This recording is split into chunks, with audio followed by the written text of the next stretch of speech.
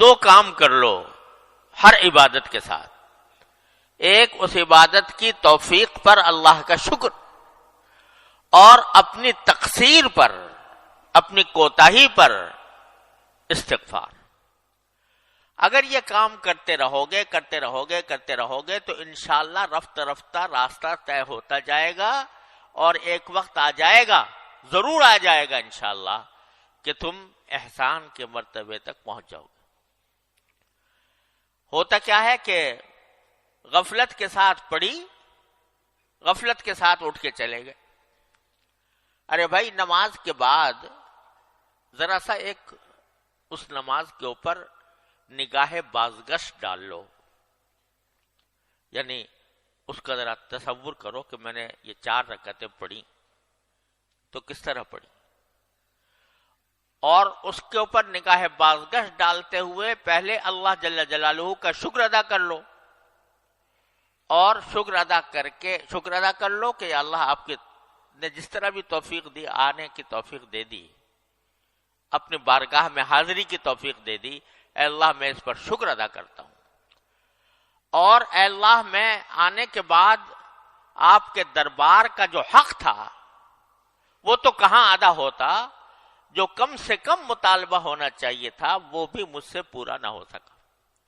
دیکھو خشوع کا اعلیٰ مقام تو وہ ہے جو حدیث میں فرمایا گیا کہ ان تعبد اللہ کأنک تراہ، اللہ تبارک و تعالیٰ کی عبادت اس طرح کرو جیسے کہ اللہ کو دیکھ رہے ہو، اور اگر نہیں دیکھ رہے تو کم از کم وہ یہ خیال کر لو کہ وہ تمہیں دیکھ رہا ہے.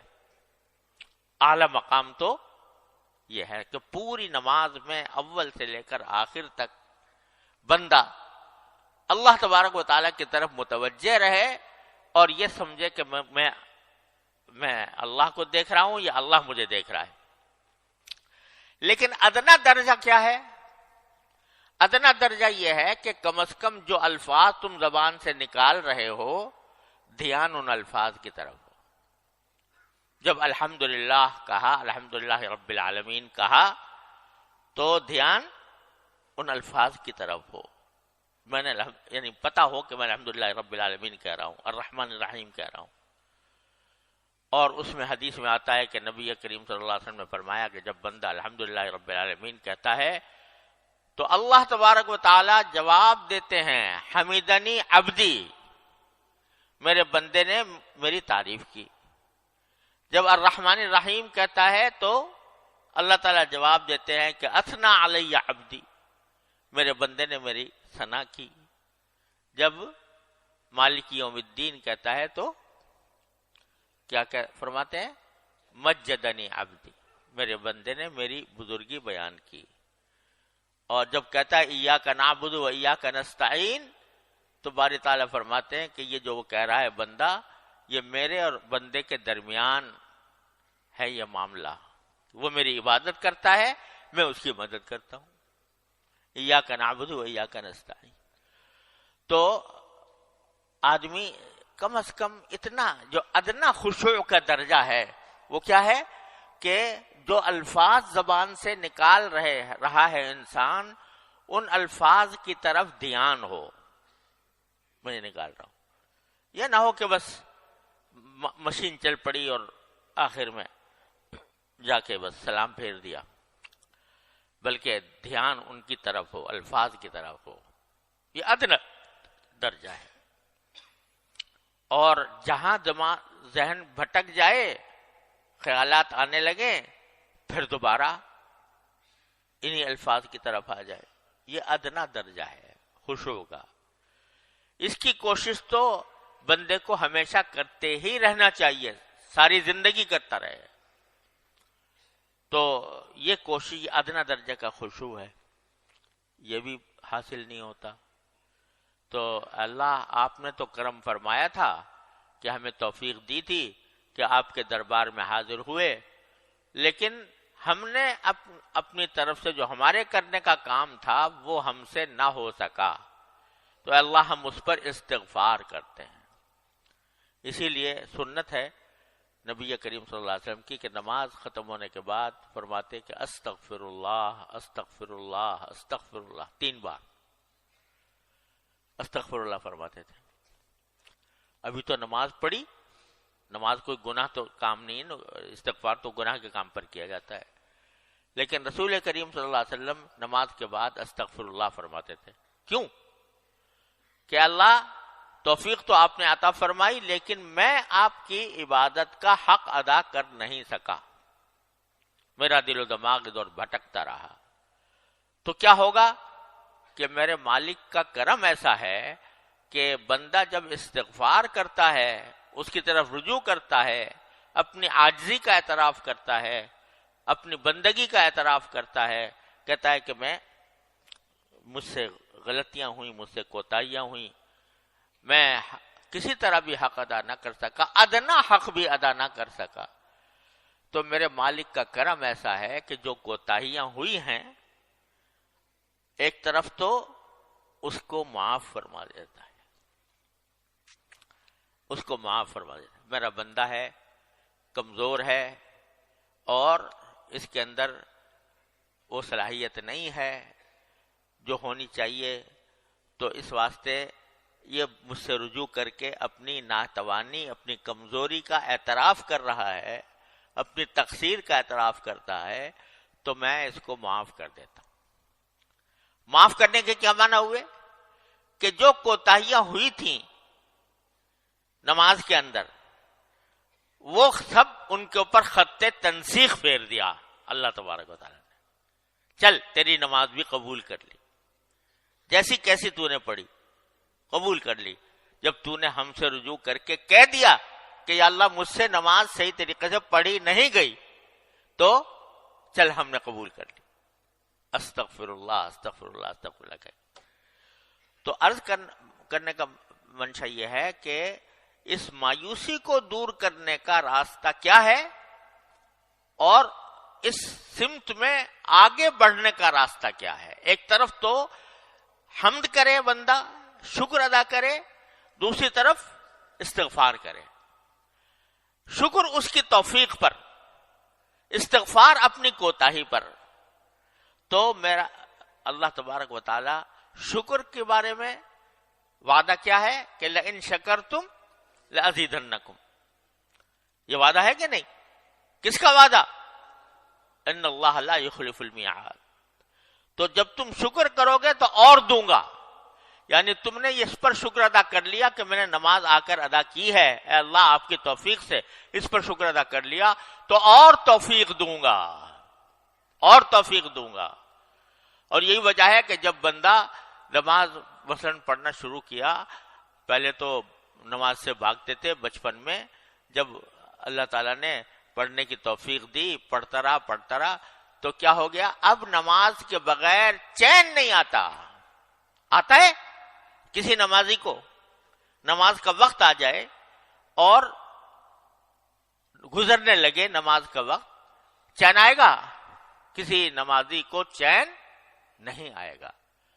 رسول کریم سرور دو عالم صلی اللہ علیہ وسلم تشریف لے جا رہے ہیں سفر میں، تو سفر میں تشریف لے جاتے ہوئے راستے میں حضرت بلال رضی اللہ تعالیٰ عنہ سے فرماتے ہیں، جو حضور اقدس صلی اللہ علیہ وسلم کے مؤذن تھے، کیا فرماتے ہیں؟ ارحنا بالصلاۃ یا بلال، اے بلال ہمیں چین عطا کر دے، چین دے دے، راحت دے دے نماز پڑھ کر، یعنی نماز پڑھوا دے تو چین آئے. اس کے بغیر ہم بے چین ہیں، ہمارا کسی کام میں دل نہیں لگ رہا کہ کسی طرح میں نماز پڑھ لوں. تو آدمی ایسا ہو جاتا ہے کہ چین نہیں آ رہا. یہ کیا ہوا کہ جو توفیق شروع میں ہوئی تھی کہ اس وقت زبردستی بغیر دل نہیں چاہ رہا، دل گھبرا رہا ہے، لیکن بندے نے اس کی پرواہ کیے بغیر نماز میں آ کے کھڑا ہو گیا. یہ توفیق جو اللہ تعالیٰ کی طرف سے ہوئی تھی، اس پر جب بندے نے شکر ادا کیا تو اس کا نتیجہ یہ ہوا کہ اس نماز کی طرف توجہ اور نماز کی فکر اور اس کا خیال یہ بڑھتا چلا گیا یہاں تک کہ نمازی کو بغیر نماز پڑھے چین نہیں آتا. تو یہ شکر کی خاصیت تو یہ ہے کہ اب شکر کیا تم نے اور تمہیں توفیق دیں گے، اب شکر کیا اور توفیق دیں گے. اور استغفار کا خاصہ یہ ہے کہ بندہ کتنے بڑے سے بڑے گناہ لے کر پہنچ جائے اس دربار میں، بڑے سے بڑا گناہ لے کے پہنچ جائے، اور صدق دل سے، نیک نیتی سے، عاجزی سے اور اپنی بیچارگی سے باری تعالیٰ سے کہتے استغفر اللہ ربی من کل ذنب واتوب الیہ، اے اللہ میں معافی مانگتا ہوں، جو کوتاہی ہوئی اب میں معافی مانگتا ہوں۔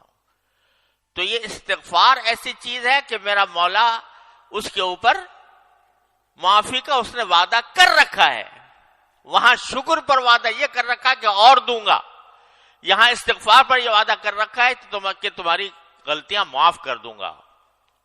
ان اللہ یغفر الذنوب جميعا یا عبادی الذین اسرفوا علی انفسهم لا تقنطوا من رحمت اللہ ان اللہ یغفر الذنوب جميعا۔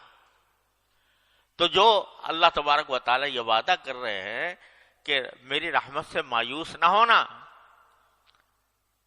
یا عبادی الذین اسرفوا علی انفسهم، اے میرے وہ بندو جنہوں نے اپنی جان کے اوپر ظلم کیا ہے، لا تقنطوا من رحمت اللہ، اللہ جل جلالہ کی رحمت سے مایوس نہ ہونا، ان اللہ یغفر الذنوب جميعا، اللہ تعالیٰ سارے گناہوں کو معاف کر دے گا تمہارے، یہ وعدہ کر رکھا۔ اتنا آسان کام اللہ تعالیٰ نے بندے کو عطا فرما دیا ہے۔ جب شیطان ڈسے، جب نفس کے فریب میں انسان مبتلا ہو، کوئی بھی غلطی اسے سرزد ہو، فرماتے ہیں دروازہ میں نے کھولا ہوا ہے، آ جاؤ، آ کے استغفار کر لو، کہہ دو یا اللہ مجھ سے غلطی ہو گئی، صدق دل سے کہہ دو اور سچے دل سے، عاجزی کے ساتھ، بیچارگی کے ساتھ، عبدیت کے ساتھ کہہ دے بندہ کہ اللہ مجھ سے غلطی ہو گئی معاف کروا دی، یا اللہ مجھ سے غلطی ہو گئی معاف فرما دی، کہتے ہیں سب معاف کر دوں گا۔ معاف کرنے کے کیا معنی؟ کہ وہ ساری کوتاہیاں جو تم نے کی ہیں وہ میں نے معاف کر کے تمہارا پرچہ صاف کر دیا، تمہارا صفحہ صاف کر دیا۔ تو جو بندہ نماز کے بعد، یعنی نماز کے بعد ایسے ہی اٹھ کے نہ چلے جاؤ خدا کے لیے، نماز کے بعد تھوڑا سا بیٹھ کر، ایک تو جو تسبیحات مسنونہ ہیں وہ تو ہونی چاہیے، لیکن اس کے ساتھ تھوڑا سا نگاہ بازگشت ڈال لو نماز کے اوپر کہ اللہ میں نے نماز پڑھی، ایک تو میں آپ کا شکر ادا کرتا ہوں، توفیق دے دیا آپ نے، کم از کم ظاہری شکل نماز کی میری کروا دی آپ نے اپنے فضل و کرم سے، وہ بھی میری بس سے باہر تھا، آپ نے اپنے فضل و کرم سے کروا دی۔ دوسرے میں استغفار کرتا ہوں، کہے پر کرتا ہوں جو میں نہ مجھ سے کوتاہیاں ہوئی ہیں اس نماز کے اندر، ان پر استغفار کرتا ہوں۔ یہ کر کے دیکھو ہر نماز کے بعد کتنا وقت لگے گا؟ 1 منٹ 2 منٹ، اور ذرا سا اگر تھوڑا سا اور بڑھا لو کہ اپنی ان 4 رکعتوں کا جائزہ لے کے دیکھو، میں نے تکبیر تحریمہ ٹھیک سے ادا کی تھی، میں نے سورہ فاتحہ ٹھیک سے پڑھی تھی، میں نے رکوع صحیح طریقے سے کیا تھا، میں قیام صحیح طریقے سے کیا تھا، میں نے سجدہ صحیح طریقے سے کیا تھا، اور ساتھ میں یہ کہ میرا دھیان کہاں تھا، میرا دل کہاں تھا، دماغ کہاں تھا، اس کا ذرا سا جائزہ لے لو، تو بہت ساری جگہ پر تمہیں نظر آئے گا کہ یار یہ تو نماز تو پڑھی بے شک، لیکن مجھ سے نہ الفاظ کی طرف دھیان ہو سکا، نہ اللہ تعالیٰ کی طرف دھیان ہو سکا۔ تو جب یہ تصور آئے تو شرمندگی تو ہوگی، ندامت ہوگی، اس ندامت کے لیے کہہ دو استغفر اللہ استغفر اللہ استغفر اللہ، اللہ تبارک و تعالیٰ کے سامنے بارو۔ تو ایک طرف حمد شکر، ایک طرف استغفار، یہ 2 چیزیں مل کر تمہاری اس نماز کو پہلی نماز سے بہتر بنا دیں گی، اور جتنا زیادہ کرو گے، روزانہ کرو گے، ہر نماز کے بعد کرو گے، تو انشاءاللہ دیکھنا کہ اللہ تبارک و تعالیٰ کی طرف سے رحمت کا معاملہ ہوگا، اور پھر آئندہ تمہارے نماز کے اندر جو خشوع ہے اس کی مقدار بھی انشاءاللہ بڑھتی چلی جائے گی،